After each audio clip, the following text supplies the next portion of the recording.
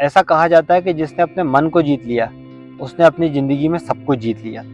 आपने देखा होगा कि पूरे समय आपके मन में एक कुछ ना कुछ विचार चलते रहते हैं, अननेसेसरी विचारों का आना जाना, जिसके कारण आपकी बहुत सारी ऊर्जा खर्च हो जाती है। आपका मन थक सा जाता है और आप चाहते तो हैं कि इस समस्या से निजात मिले, लेकिन चाह के भी विचार रुक नहीं पाते और इस सब से चिड़चिड़ापन आना, ऊर्जा का स्तर कम हो जाना, मानसिक असंतुलन आना और अपनी लाइफ को अपने हाईएस्ट पोटेंशियल पे न जी पाना, ऐसी समस्याएं आने लगती है। तो आइए समझते हैं कि कैसे हम अपने मन को जीत सकते हैं।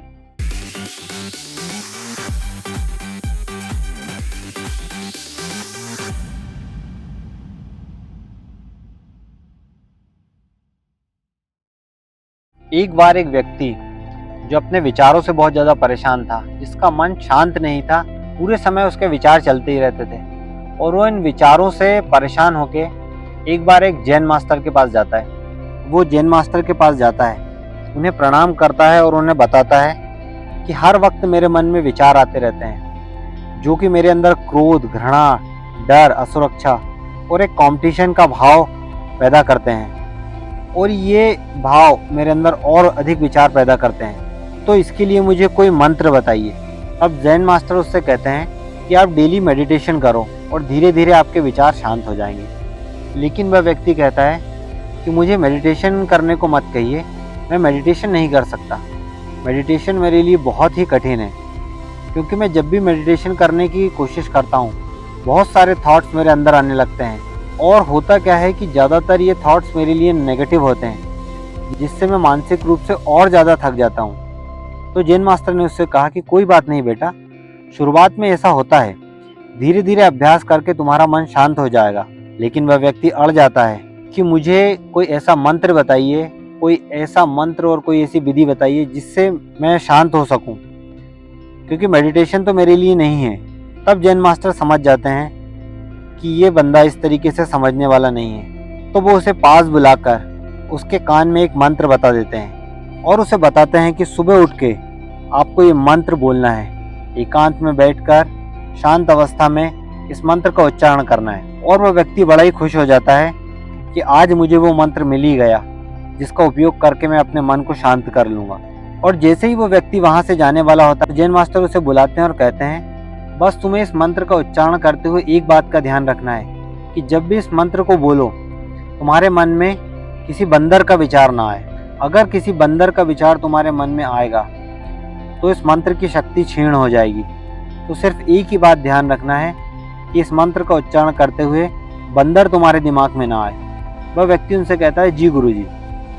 वह सोचता है आज तक मेरे मन में बंदर का विचार नहीं आया, तो इसमें कौन सी बड़ी बात है, और वह वहाँ से चला जाता है। अगले दिन वो बढ़िया नहा धो के तैयारी के साथ एक एकांत रूम में बैठ जाता है और जैसे ही मंत्र का उच्चारण करता है, उसे जैन मास्टर की कही हुई बात याद आती है कि इसके उच्चारण के दरमियान मुझे बंदर के बारे में नहीं सोचना है। और जैसा ही वो ऐसा सोचता है, एक बंदर की इमेज उसके दिमाग में आ जाती है और जैसा ही वो ऐसा सोचता है, उसके दिमाग में बंदर की आकृति घूमने लगती है। उसे बड़ा ही आश्चर्य होता है। वो और कोशिश करने लग जाता है उस बंदर को अपने दिमाग से भगाने की। लेकिन आश्चर्य की बात तब होती है, वो जितना उसे भगाने की कोशिश करता है अपने दिमाग से, उतने ही ज़्यादा बंदर उसके दिमाग में आते रहते हैं। और वो सोच में पड़ जाता है कि आखिर जैन मास्टर ने मुझे इस बंदर के बारे में कहा ही क्यों, क्योंकि इससे पहले तो आज तक मेरे दिमाग में किसी बंदर की आकृति नहीं आई। और थोड़ी देर बाद वह व्यक्ति थक जाता है, थोड़ा ब्रेक लेता है, नहाता है, फ्रेश होता है और फिर से ध्यान के लिए बैठता है। लेकिन अजीब सी बात होती है, फिर से बंदर उसके दिमाग में आने लगते हैं। चारों तरफ मंकी की आकृति उसके दिमाग में घूमने लगती है और देखते ही देखते उसका दिमाग पूरा बंदरों से भरा जाता है।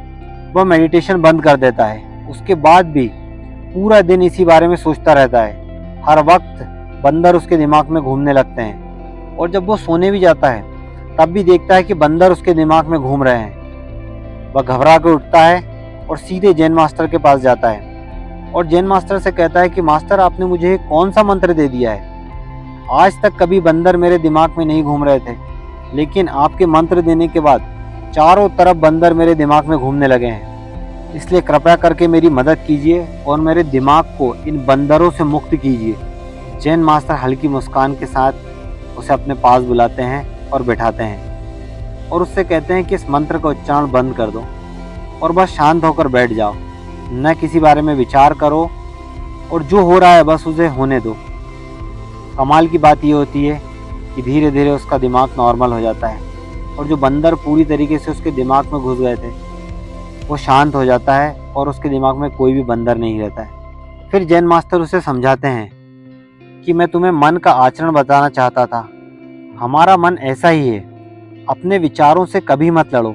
जितना ज़्यादा तुम उन विचारों से लड़ोगे, जितना ज़्यादा तुम उन्हें अटेंशन दोगे, उतना ही ज़्यादा वो बलवान होते जाएंगे और 1 से 2, 2 से 4 और 4 से 10 विचार होने लगेंगे, जैसे कि तुम्हारे मन में इन बंदरों के साथ हुआ है। हमारे अंदर विचार एक स्प्रिंग की तरह है, जितना ज़्यादा तुम उन्हें प्रेस करोगे उतने ही ज़्यादा गति और वेग से वे वापस आएंगे।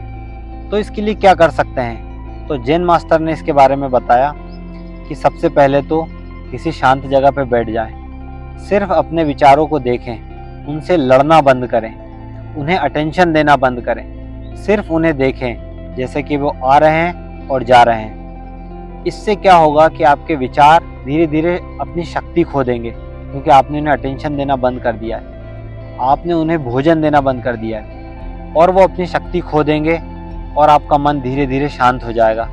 यही मेडिटेशन का पहला चरण है।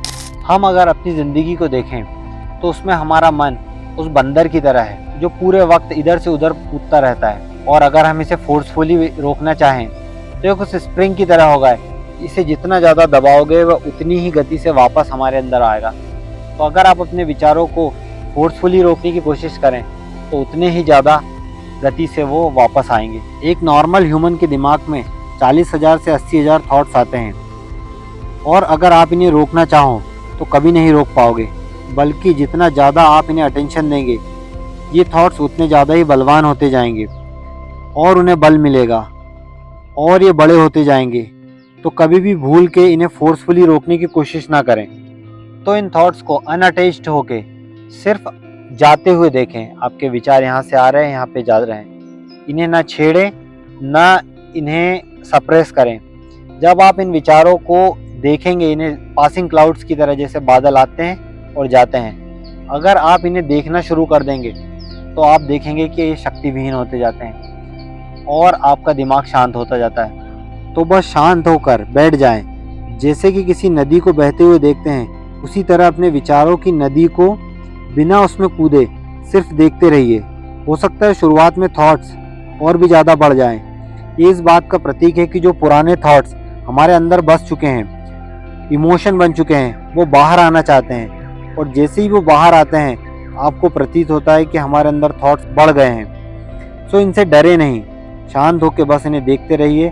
धीरे धीरे आप खाली होते जाएंगे और आप देखेंगे कि धीरे धीरे आप स्वच्छ हो रहे हैं, न केवल विचारों से बल्कि शरीर से भी, क्योंकि हमारे विचार ही पहली सीढ़ी होते हैं जिसके कारण हमारे शरीर में असंतुलन पैदा होता है। और कुछ दिनों के अभ्यास से आप देखेंगे कि आप बस बैठे बैठे ध्यानस्थ होते जा रहे हैं। आपके मन का जो शोर है बिल्कुल रुक सा गया है। इसका मतलब आप विचारों से मुक्ति पा रहे हैं, और आप लगातार अभ्यास से पाएंगे कि जो मन आपको बहुत ज़्यादा परेशान कर रहा है अब वो शांत हो चुका है, आपने उसे जीत लिया है, अब वो आपके कंट्रोल में है। और इसी को सच्ची स्वतंत्रता कहते हैं, और वो स्वतंत्रता आपने पा ली है।